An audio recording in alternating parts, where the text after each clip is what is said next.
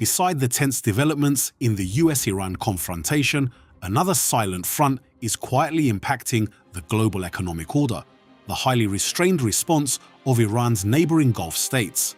Despite repeatedly suffering attacks from missiles and UAVs, these nations have not formed a military alliance to retaliate. The question is, why do they not counterattack together when their security interests seem to be directly threatened?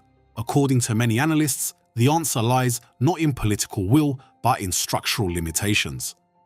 The Gulf states, despite being wealthy and possessing significant military potential, are deeply dependent on extremely vulnerable infrastructure, particularly energy and water systems.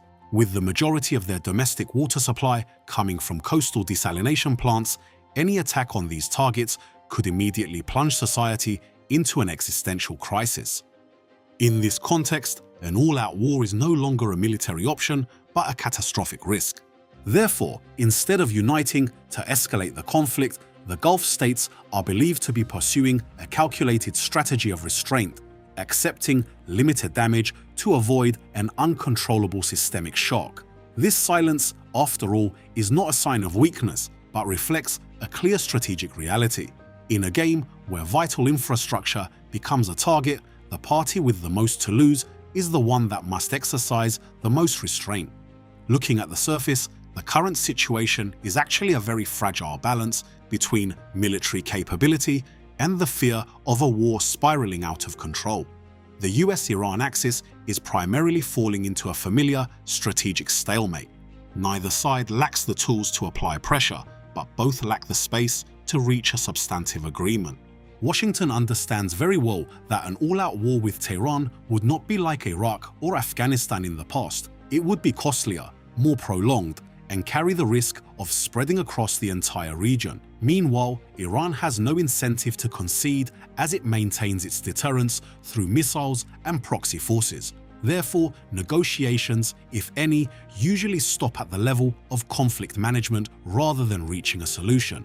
On another axis, the tension between Israel and Iran is characterized by controlled escalation.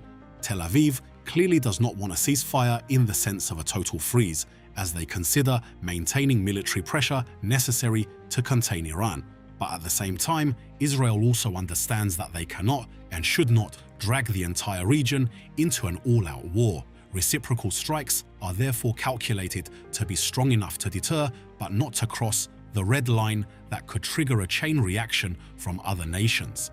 Within that strategic void, the Gulf countries are forced to make the most difficult choice: staying out of a war in which theoretically they are also targets. And this is the notable point. The reason does not lie in a lack of money or weapons.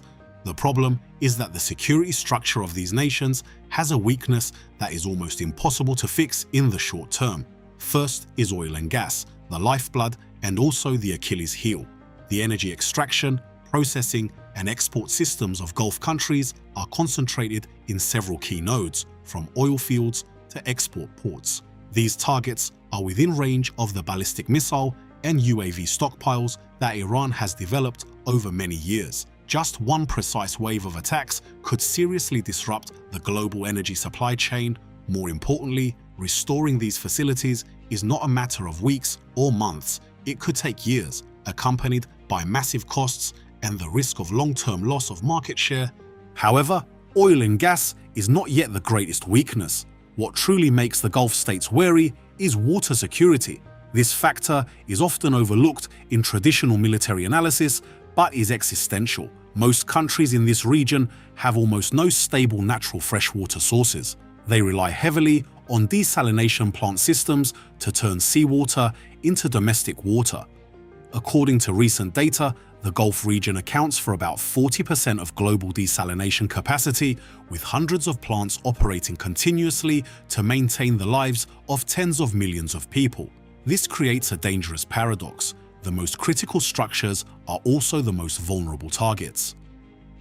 Desalination plants are usually located along the coast, making them difficult to defend absolutely against missiles or low-altitude UAVs. If a few key facilities are hit, the consequences will not stop at temporary water shortages.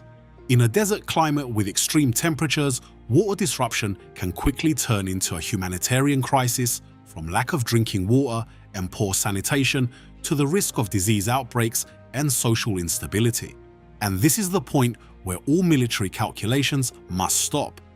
An all-out war in that context is no longer a question of winning or losing on the battlefield, but a question of the survival of the entire system. No government is willing to trade the risk of millions of people falling into crisis just to join a military alliance, even if they have a legitimate reason to counterattack. In other words, the restraint of the Gulf states is not a temporary reaction, but a consequence of a structural reality. They are living in an environment where civilian infrastructure, especially water and energy, has become the deciding point of national security. In this context, war is no longer an effective policy tool, but a risk that could destroy the very foundation of their existence. Looking deeper into strategic constraints, a fairly clear reality emerges. Even if they wanted to escalate, the alliance of the US and Gulf states could not remain submerged in a war in Iran for too long. This is a point that many analyses often overlook. Air and naval forces can apply pressure and destroy certain targets, but to create a decisive change, such as controlling territory or collapsing a state, ground troops are still required. And this is the point where the US is always least willing to sacrifice. The US, after 2 decades of being bogged down in Iraq and Afghanistan, has almost no political leeway left to open another large-scale ground campaign in the Middle East. Deploying a few thousand Marines or rapid response forces is only enough to deter or perform immediate tasks, not to form a strategic offensive against a country with a large area, complex terrain, and a population of over 80 million like Iran. As for the Gulf states, despite possessing large defense budgets, their ground combat capabilities are not proportional. The military structure of many countries in this region is geared toward defense and infrastructure protection rather than deploying large-scale offensive campaigns abroad. Meanwhile, Iran does not rely solely on regular forces. A crucial part of Tehran's strategy is a network of proxy forces spanning the region, notably the Houthi movement in Yemen. This group has repeatedly proven its long-range strike capabilities using UAVs and missiles against targets in Saudi Arabia and key shipping lanes. This means that if conflict escalates, the battlefield will not be limited to Iran, but could expand to the entire Middle East, even spreading to international energy transport routes. This is a scenario that no Gulf country wants to face, as they would have to disperse their forces to defend on multiple fronts simultaneously. Another factor often mentioned is the possibility of regional powers like Pakistan and Turkey participating. In theory, these are 2 rare countries with ground forces large enough to make a difference if they intervene. However, reality goes in the opposite direction. Pakistan must balance many security pressures at once, from tense relations with India to internal and border region issues. More importantly, Islamabad also maintains certain relations with Tehran and has no direct interest large enough to risk entering the war. With Turkey, the puzzle is even more complex. Ankara pursues a highly autonomous foreign policy, frequently balancing between sides rather than standing fully with one.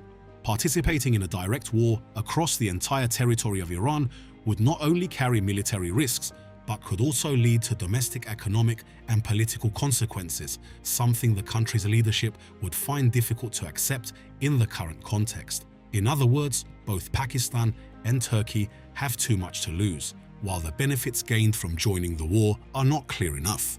When putting all those factors together, it can be seen that the staying put choice of the Gulf states is not a passive reaction, but the result of a chain of very specific strategic constraints. They lack the tools to attack effectively, face the risk of being struck back on multiple fronts, and have no allies ready to shoulder the greatest risks.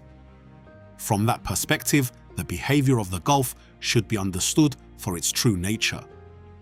They are not weak, they are acting rationally in an environment where every choice carries a very high cost. This can be seen as a form of restraint strategy based on vulnerability, where the very weaknesses in infrastructure and economic structure force nations to prioritize stability over confrontation. And more broadly, this story also reflects a shift in the nature of modern warfare. Conflicts today no longer revolve only around the number of soldiers or firepower, but are increasingly tied to the ability to protect vital systems like water, energy, and logistics chains. When those factors become targets, the boundary between military war and civilian crisis is almost blurred.